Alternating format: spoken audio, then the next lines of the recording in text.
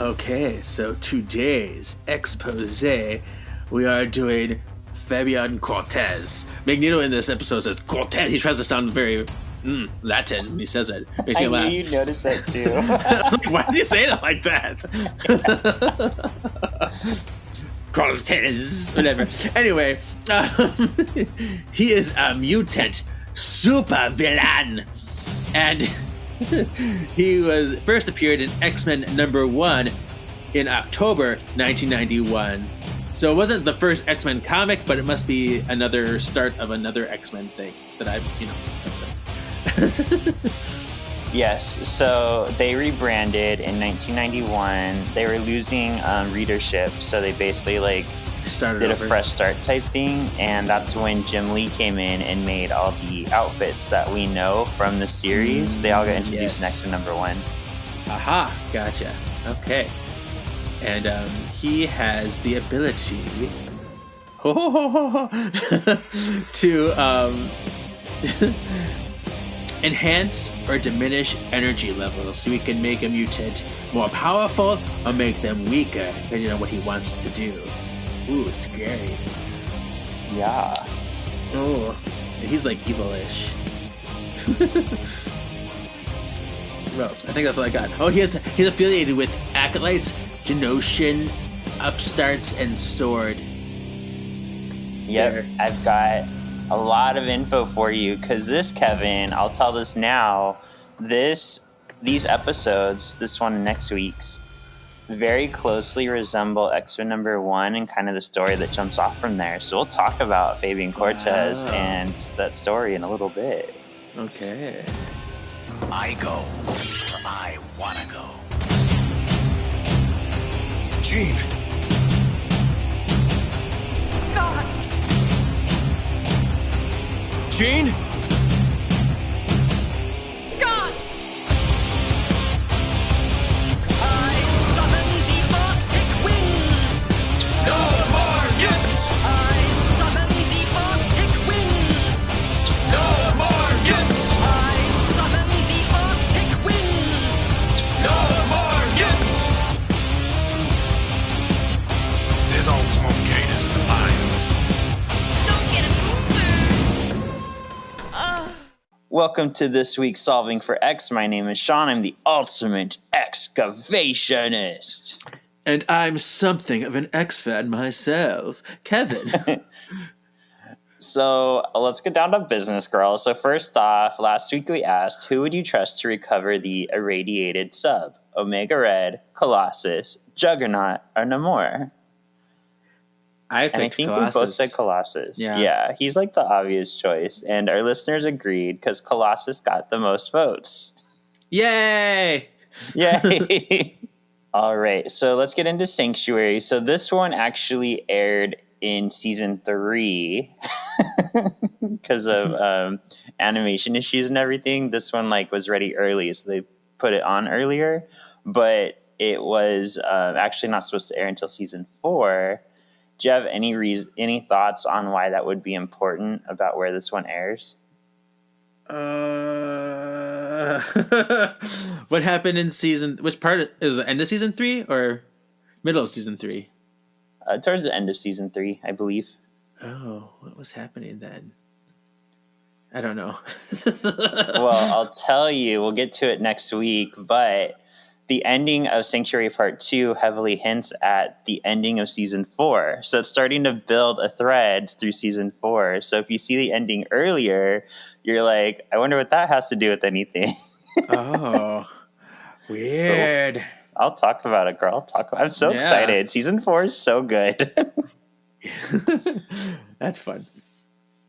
All right, and this one aired October 21st, 1995, written by Steve Melching and David McDermott. Okay.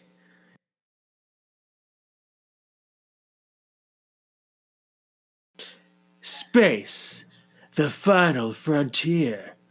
A Russian man flies through space to fix a warhead, but he is attacked by someone with magnetic powers.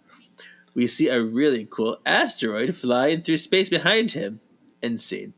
Get it? I like the way you said Russian, man. It's so much anger.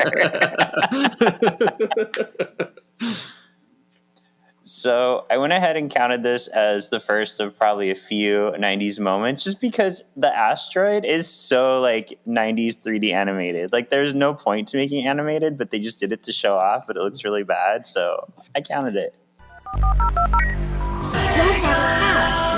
You got mail. 90s moments. Ta-ta, I like it. Okay, good. Which, by the way, Kevin, you'll see as we go through these, you probably notice watching them yourselves, there's so many cameos. I know. in I'm like, for a I ride. can't keep track. I'm like, there's people everywhere. All right, to get us started, meanwhile, back on Earth, the ugly-ass president, who isn't the president anymore, has no reason to be there, cough Trump, is leading a United Nations debate about the satellite attack. Conversations devolve into anti-mutant hate. Suddenly, Magneto drops in. Literally. He makes the room a captive audience. Winky face, get it? Captive audience. And then announces the liberation of mutant kind is at hand. Magneto shows the delegates a conveniently placed cut of anti-mutant clips. Magneto announces he has built Asteroid M, even though he never really calls it that, but I am, a mutant haven for all mutants. He announces he guarantees peace between himself and humans unless he's provoked. Yeah. You know, out of the montage of scenes, you know which one made me the most angry that they showed? Which? Warren out in like Switzerland unfurling his wings. So it's like nobody had a camera on that. I can give the others a pass, but nobody had a camera on Warren out there in the snow.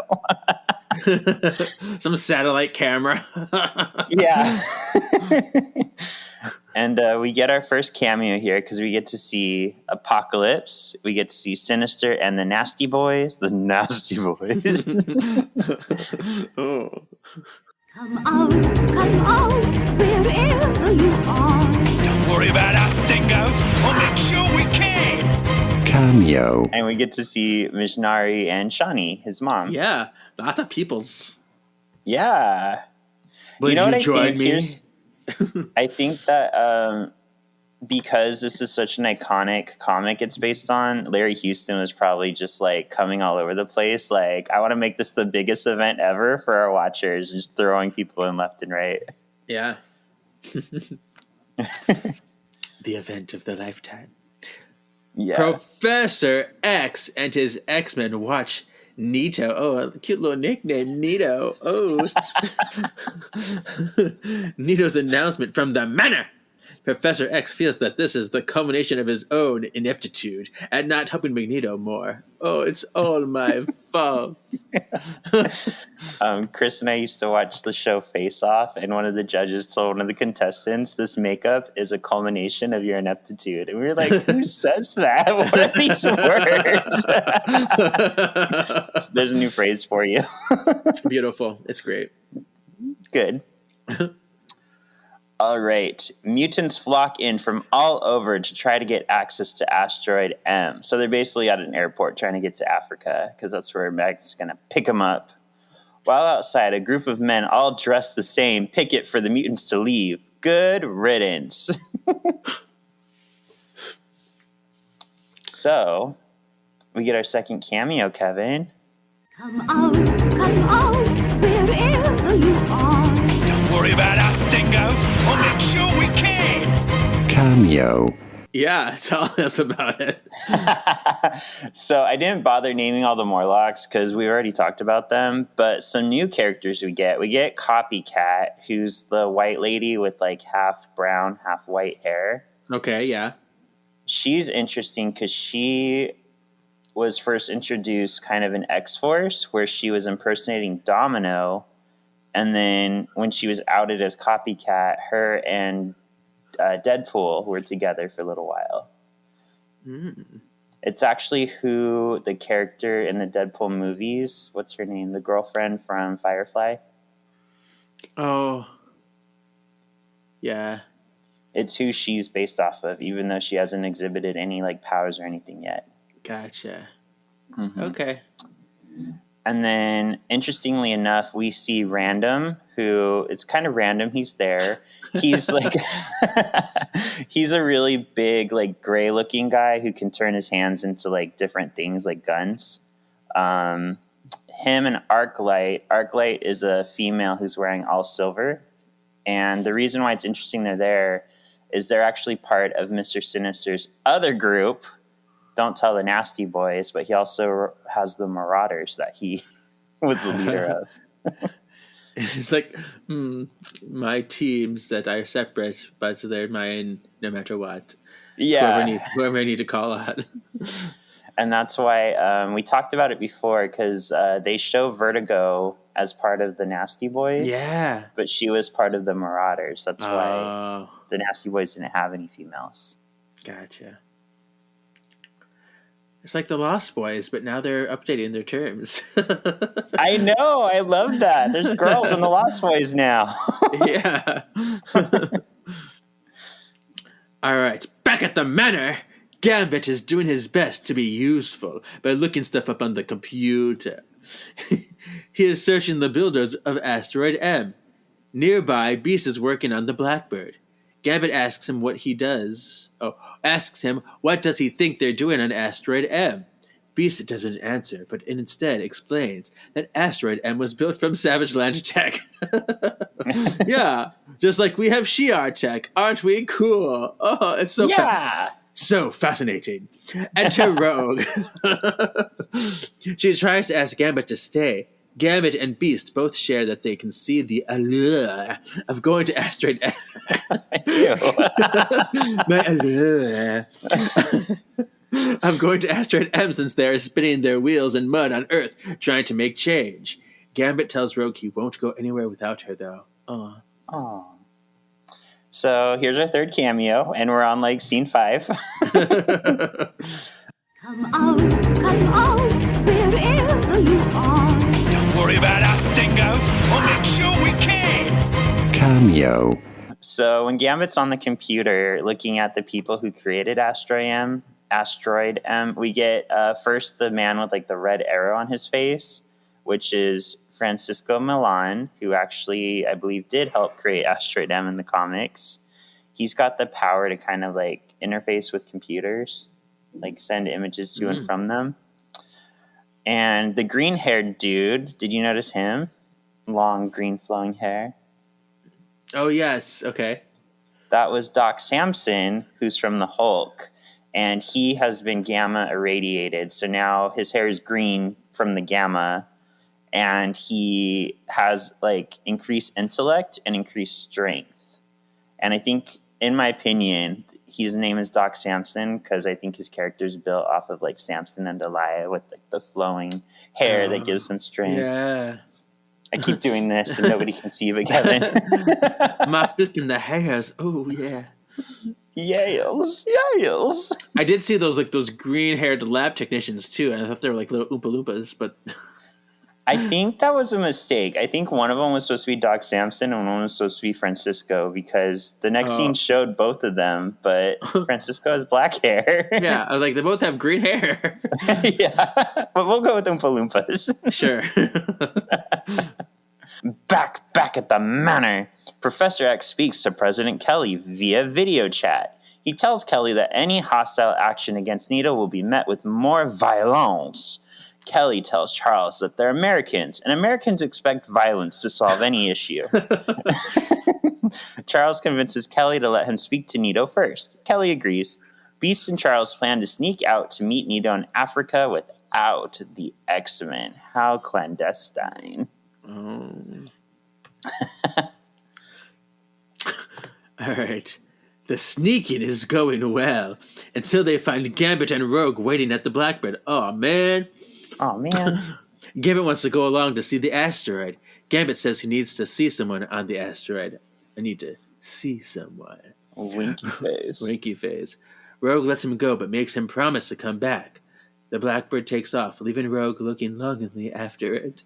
Oh, poor Rogue. Yeah. we pretty much get an X-Men Circle of Life opening shot as we pan over Africa. I'm just like, from the day we arrived on the planet. That's literally what it was. Like the giraffes, it was just like it. Yeah, they did that on purpose. I mean, because Lion King came out in 1994, this came out in 1995. It was definitely a reference. Yeah, totally. I like it. Should we count that as a 90s moment? Let's do it. 90s moment.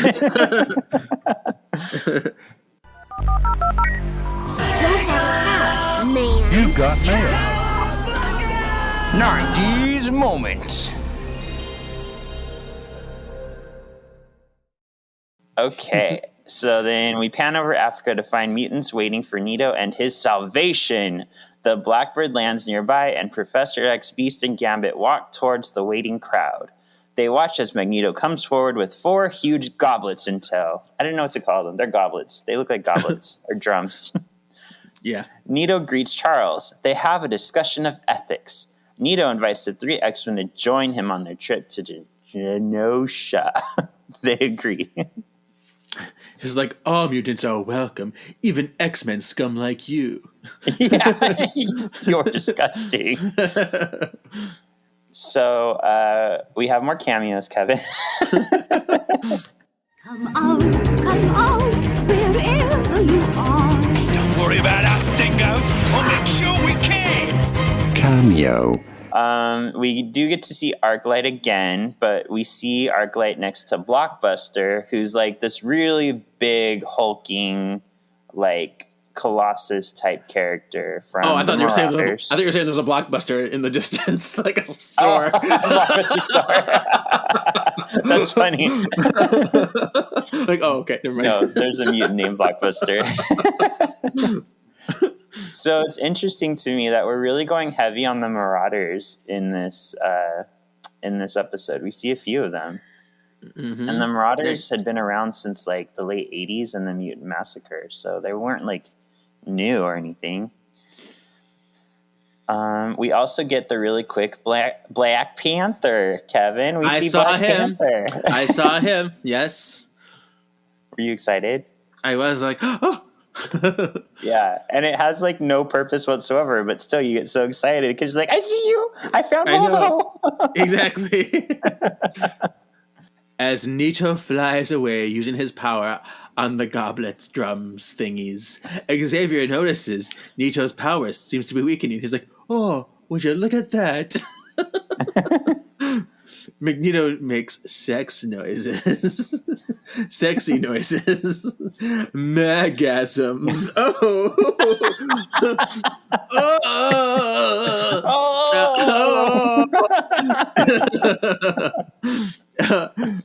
Nito pushes through and is able to still fly the huge goblets into space. So, did you have any thoughts at this point of like what was happening? Like, why is Magneto weakening, or what was going to happen? No, I was just like, I guess there's a lot of people. like, I don't know. I was like, it's an off day today, maybe. I wasn't sure. He didn't eat his Wheaties. Yeah. Meanwhile, at the Genosha Mutant Resources Division, Jimmerd, Nito lands his big old goblet drum thingies. He announces freedom to the Genoshans. Lights come on and Nito is surrounded by Genoshan guards. Genosha announces the mutants aren't allowed to leave. A battle breaks out. In the fracas, Professor X's hover chair is shot, which definitely has big implications for the rest of this episode. Fabian Cortez takes lead and the Acolytes easily dispatch the Genoshans. In desperation, the Genoshans unleash the Sentinels. The Sentinels quickly get the upper hand, but the mutants turn the tide and easily dispatch them. So, this is our next, I guess, cameo / introduction. We have the Acolytes. Come out, wherever you are. Don't worry about us, Dingo. We'll make sure we can. Cameo. So the Acolytes in the comics, it's very similar that they just kind of show up. They're like, hey, Nito, we want to work for you. The main difference is they like fly a spaceship out towards Asteroid M, and Magneto destroys it, but he doesn't kill them. And when he brings them on board, they're like, "We want to be your friends." All right. But you talked about Fabian Cortez for us, and then we also have Frenzy, who's like the black woman with the short crop top. Okay. And Frenzy has been kind of making waves in comics recently because she was up for the vote for mutants who should be in X-Men. So she's been on a few teams of late. Nice. And she can make like earthquake type thingies. And then we have, of course, Amelia Vaught, who can turn into mist. More on her later. We have Marco Delgado. Not Marco Delgado. I don't know who that is. Some of these names, though, it's just funny. So Marco is like the big muscly dude. Like every team needs their big muscly dude. And he has super strength and can alter his size. Oh, okay. I did see that guy. Yeah. Yeah. And then we have Byron Callie, who's Gambit's friend. The white-haired pirate thing. The white-haired pirate. I forget his powers. Let's double-check his powers. Byron Callie. He can make and manipulate flames from his body. So he's a flamer. Aha. That explains the big old butt that I saw on him. Okay. Oh, I don't remember seeing him use his powers. I don't remember. I remember his walking to the frame and his big old bubble butt. It was like the most bubbliest butt I've ever seen. I was like, wow. How much did you enjoy it? I really did. I was surprised because it was like it was round, but it was like one round, like out wide, the wide round shape. I was like, wow, I need to take a screenshot of this. And then we have Chrome, who was the guy with like the silver streak in his hair, or white streak. Yeah. He can fly, and he can also transmute. We saw him do it. He like turned a piece of metal into gold. Oh yeah. And then lastly, we have Carmela Unishone, who was the one who can make like the green arms, kind of like Miss Marvel, only they're not her body. Yeah, the giant hand that's like almost like staticky. Yeah. And she's kind of made a comeback within the comics, too, in the newer ones. But all of them were introduced in X-Men #1 in 1991, Kevin. Wow. Yeah. The Sentinels team up on Nito and overpower him. Fabian Cortez runs over and uses his power to power up Nito. He's like, you look ragged and haggard. Let me heal you. He says heal. Fabian eggs Magneto on to destroy the Genosians. Magneto disagrees and says he isn't here for retribution, but salvation. He frees the rest of the mutants and takes off. The Genosians pathetically watch in defeat. So I'm going to run this by you, but I kind of get bisexual vibes from Fabian Cortez. Yeah, I can see that. He just seems like he's so desperate for anyone to love him that he's willing to like go be with anyone who shows him attention. Such a drama queen, though. Oh my gosh. Just yelling out. Kevin? What are you talking about? Are you doing the Magneto? Yeah. I control these people. That's later. Yeah. I love it. But yeah, especially, spoiler alert, this, you probably realize it, but this isn't the last we see of Fabian Cortez. And yeah, he is the drama. It's him. He is the villain. Yes. All right, we return to Asteroid M, where Magneto is just getting home with his goblets of mutants. Once safely in the asteroid, the acolyte Byron greets Remy. They know each other. They must, because they both have the same accent. Fabian and the mutants wander the halls looking for Nito, who has just entered the asteroid. Everyone watches as Fabian recharges Nito. Professor X and Beast notice that Fabian is recharging Nito, but not actually healing him, which can lead him to burn out, as if he's on a drug. I wonder if that's important to note. Yeah. Nito dismisses their concern and announces it's time to eat. Yeah, so he's forcing Magneto to become dependent on him. Mm-hmm. Ugh. So it's like he's almost like giving him only the energy that he wants him to have, and not actually his full energy. Well, and it's kind of like I can't think of a good example, but like Magneto's body can only produce so much of his power. So what Fabian's actually doing here is like overfueling Magneto, so his body's producing more than it can. So it's gonna lead him to get worn out because it's like a false power, basically. Mm-hmm. Yeah, I get it. Okay. As everyone is exiting the room, Doc Samson with his green hairs and Francisco Milan free the Genosians of their power, dampening collars. These things again. Amelia Vought. I don't know. I think it's Vought. I think they say it both ways. Yes. I think of Paul Vogt from Mad TV. But Amelia Vought spots Charles and is angry he's there. She's like, "Oh, you're here, bitch!" She refuses to speak to him. Beast recognizes Amelia, and he's surprised to see her. He's like, "Oh, her. I know her." Yep. Meanwhile, on the bridge, Magneto meets with the Acolytes. Fabian pledges I think I almost said pleasures. Pledges the Acolytes to Nito's service. Nito greatly accepts. Just then, Byron enters and announces the NASA shuttle is almost repaired. Fabian seems angry that there are humans on Asteroid M. Bleh, not humans. Magneto tells him to slow your roll, bro. These humans are guests. Mm-hmm. That was the scene with his butt, I think. Oh, okay. Later, Magneto holds a dinner with the astronauts, the Acolytes, and select mutants. As they finish their toast, they are attacked by Earth. Oh, Nito shields the asteroid.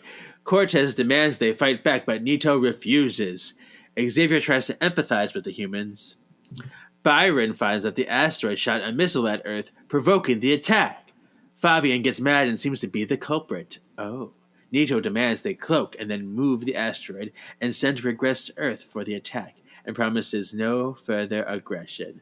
We don't want an all-out war happening here. Crazy. Right. So, how do you feel about this kind of turn in Magneto where he's just basically like, I just want to be left alone. I don't even care to fight anymore. Right. I mean, that is unique because he's usually the one that's just like, I'm mad at everything and people will pay. And now he's just like, as long as my mutants and me are free, whatever. It is a major shift, but I mean, he's looking out for the mutants and he always was. So I guess that's still true. Yeah.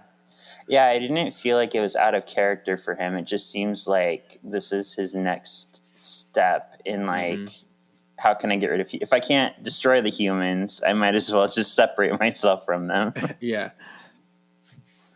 Cool. Well, elsewhere on the ship, Beast and Gambit wander about. Gambit asks Beast about Amelia. Beast explains that back in India, Amelia helped nurse an ailing Xavier back to health after recently losing the use of his legs to Nito's powers. The two fell in love, but Amelia checked out when Xavier started forming the X-Men in America. Amelia wanted to live a simple life, ignoring her mutant power, while the professor wanted to help mutants. Beast remembers Charles being devastated after Amelia left and never seeing her again, until now. Did you notice any issues with this scene? Because I did. With the in the X-Men thing in the flashbacks. Yeah. Mm-hmm. I don't know. No. Well, for the first time ever on Solving for X, Kevin borrowed directly from Words of the Witches. We are having a canonical moment. Oh, I'm excited. Two things here. Number one, I'm a little perturbed that Jean is wearing her like orangey yellow outfit. Oh, she's not wearing. Remember, yeah, in the Phoenix, she's wearing her green dress and says for old times. So why isn't she wearing that? Oh. Or even her like really old outfit that matched everybody. Yeah. Yeah. I don't know. That's interesting. But here's my other conundrum for you, Kevin. Okay. So we saw the 5 OG X-Men, right? Scott, Jean, Iceman, Beast, and Angel. Where's the Cyclops? Oh, no, Cyclops is there. Okay. But I present to you this chilling challenge. If Angel was on the original X-Men team, then how come they didn't know Warren Worthington in The Cure? I mean, because he was original, but not in this continuity. So, yeah. Oh, I love that. I know. I've been waiting for this moment. It's always bothered me. And here I'm just thinking, like, yeah, that makes sense because that's how it was. That's the comic book style, but and I didn't even think about it. Yeah, that's the only problem. And I mean, I know we're nitpicking a show that like was very much flying the seat of their pants, like just making one season and thinking it was going to get canceled, making a second thinking it was going to get canceled. Yeah. But yeah, this is one of the most blatant, I think, like mistakes that they made in that. How come they knew Angel in the past but not in the present? Did Xavier do something to their minds? Like wipe what's their going memory? on? Oh, craziness. That'd be crazy if they gave us an answer in X-Men 97, the new show, as to like why they didn't remember Angel. I would just shit myself. That would be amazing. I love it. Elsewhere, on Asteroid M, Xavier hovers in to see Amelia. He tries to apologize, but she doesn't seem thrilled to see him. Amelia blames Xavier for his dream and being the cause of Magneto having to build them a home away from humans. Yeah, she's like, we could have had it all, you, me, and the mansion all to ourselves with nobody else, but you had to have X-Men. Well, and it's funny, too, to me that she left Xavier because she didn't want to be like a mutant freedom fighter, kind of, Yeah. but then she joins Magneto, who's Right. the Like the opposite ultimate side of the same thing. like the ultimate mutant freedom fighter. Yeah, it's almost like she joined Magneto like to spite Xavier in a way. Right. Like, he left me for this, and I'm going to go on this side and fight against it. Exactly. So, but Xavier does get around. We've kind of talked about this, but so far we know, at least in the show, he's been with 3 women. He's been with Moira McTaggart, who we met. He's been with Amelia Vaught, who we just met. I think he's technically kind of still with Lilandra, which is kind of weird that he's kind of flirty with Amelia. Yeah. And then he's also been with Gabrielle Haller, who she's not someone who's as popular in the show or in mainstream continuity, but her son's popular because he's David Haller, who is Legion. Oh. So yeah. Okay. So 4 women. And then I talked about there was that one continuity where there's like a pervy Xavier in another time who uses his power to like force Emma Frost to like sleep with him. It's so gross. That I don't like that. No. Magneto goes to retire to his office, but finds Fabian waiting for him. Magneto magnetically throws Fabian against the wall and accuses him of deploying the missiles. Magneto suddenly grows weak and begins to fade. Fabian tells Nito that he has aided in overtaxing Nito's power to the point that he can't even hold his own molecules together. Oh! Fabian jettisons Nito in his own chamber from Asteroid M. He calls for help and tells the other acolytes that the X-Men did it. To be continued. How very rude. Were you shocked by this ending? A little bit. Because I'm like, who is this guy? What's his plan? What's his problem? Like why? He's like all. I mean, because Magneto's not doing what he wants, so he gets all like, I can't handle you anymore. I know. Drama. Like, relax. On a scale of 1 through 10, 10 being the most, how would you describe in numbers Magneto's outfit in this scene? Because I know you liked it. I mean, it was cute. It was like, what was the numbers? What was the scale? 1 to 10, 10 being the highest. Yeah, it's 10. It's amazing. It's colorful. It's beautiful.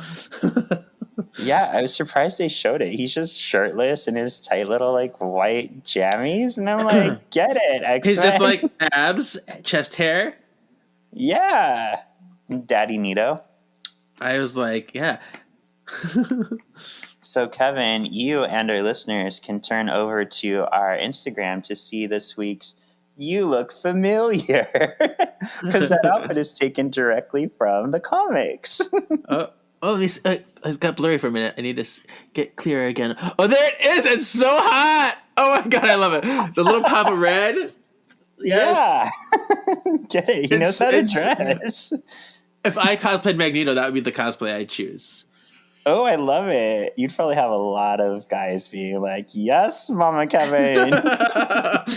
I just did a Professor Turo cosplay, which I didn't post yet, but I'm going to post it soon. From nice. Pokemon, the new Pokemon. I don't know if you can see. It's not working. There it goes.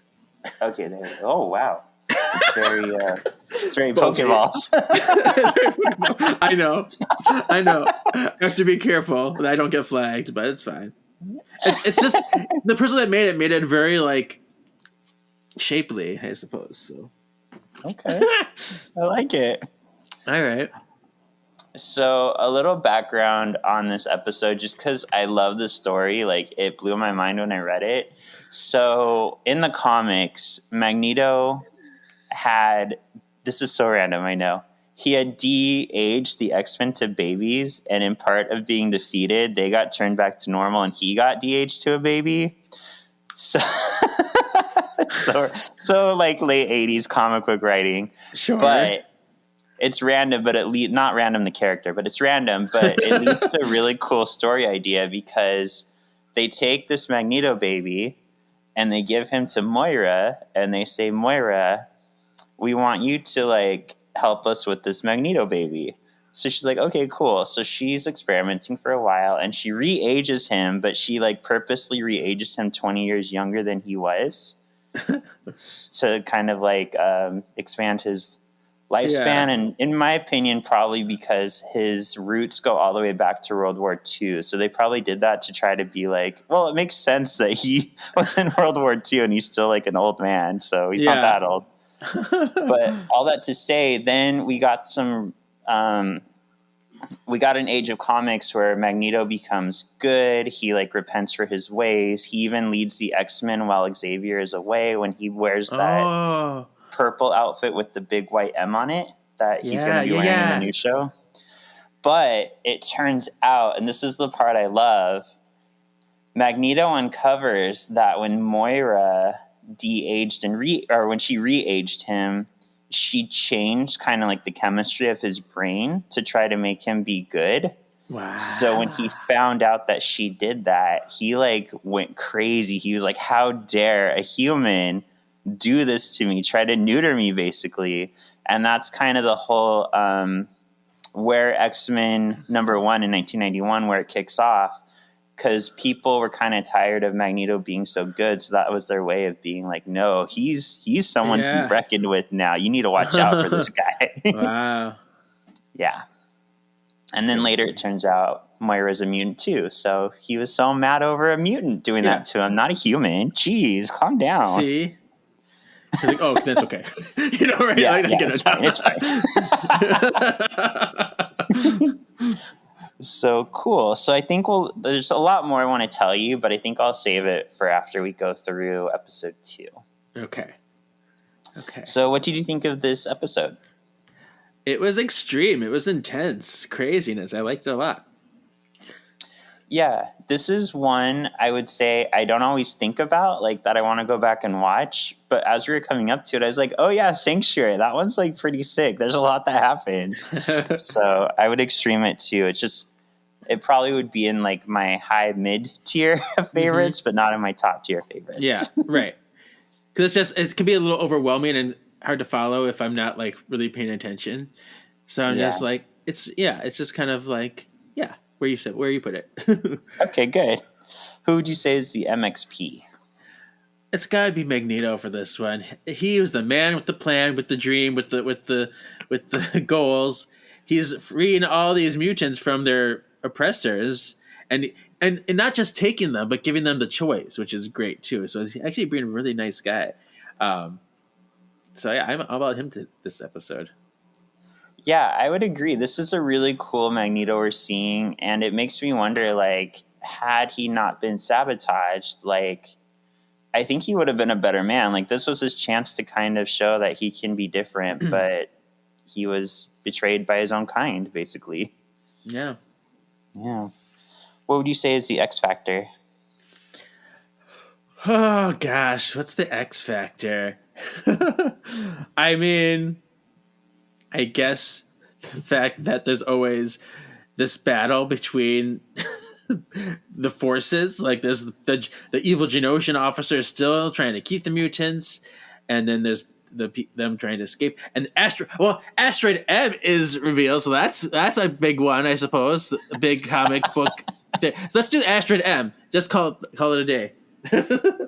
Damn it, Kevin. You picked mine. I was like, good, he picked something different, and you slowly crept into my space. I know. I'm making it up as I go. I'm like, I didn't have time to prepare this time. So that's okay. But no, I agree, and I'll expand on it. I said Asteroid M because Asteroid M is kind of the Death Star of X-Men. There's been like 5, maybe kind of 6 versions of it. With it being different every time. And like it's become such a character that I believe it was the first Asteroid M. It crashed in the San Francisco Bay, and Cyclops went and built a structure to hold it up in the water and started the mutant island of Utopia. And that was so iconic that's what led to Magneto turning good, because he basically went to Scott and he's like, you literally just made my dream come true. You literally just rose my asteroid that I built. You put all the mutants on it. And like, I have no reason to fight anymore because you did this. Yeah. So yeah, I mean, it's a character in itself. And I think from the outside looking in, you wouldn't expect that there's like 5 versions of it. Cool. So would you like our previously on question for this week? Okay. Would you, Kevin, live on Asteroid M? Would have to make sure I have powers first. But maybe if I take Asteroid M and I take the government that I see in X-Men and the government I see here, yeah, I'm tired of America a lot. Like, I would go there and feel safe and comfortable with people who understand and have the same beliefs as me and stuff. So, totally. Yeah, and I think Asteroid M, this will go into my answer because I was thinking about this way more than I should have because I've been stewing on this all day. When you look at California and like rumors that we're going to succeed from the from the States, like, yeah, it's very Asteroid M when you think about it, because like you said, you're kind of like bringing like-minded people together. But then when you watch this episode, when you think about Asteroid M, I think it's also a warning that like nothing's perfect. There's always a problem. Like Fabian's a problem. The government doesn't want to accept it, which I'm sure like the United States wouldn't accept California leaving since we supply so many other states with resources. So like I'm going to say no, only because I feel like it would be great at first, but then you're just kind of running from your problems. Yeah. And it sounds good in theory. It sounds like too good to be true, and it probably is. Yeah. But it would be fun for a while. We would make it work. Yeah. Swimming probably with my like problems not is my much to cardio. do, so lots of sex. Oh, I mean, really, what do you gotta do to pass the time? Who do you got to do to pass the time? All right, cool. So that is Sanctuary episode 1. We'll be back with episode 2 next week. But until then, if you miss us, where can people listen to you, Kevin? Yeah. Okay. Well, you can follow my personal Instagram page, KGZ87. So that's just all my regular stuffs. And if you want to hear more podcasts, you can go to Words of the Witches, where Shawn and I are covering the Charmed comic books. We are now in ebook season 10 comic book territory. So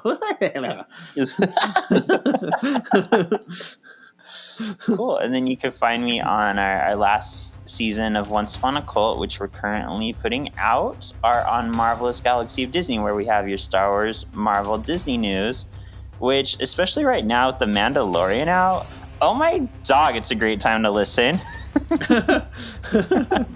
there you go. Yeah. All right. Thank you for listening, and we'll see you next week for Sanctuary Part 2.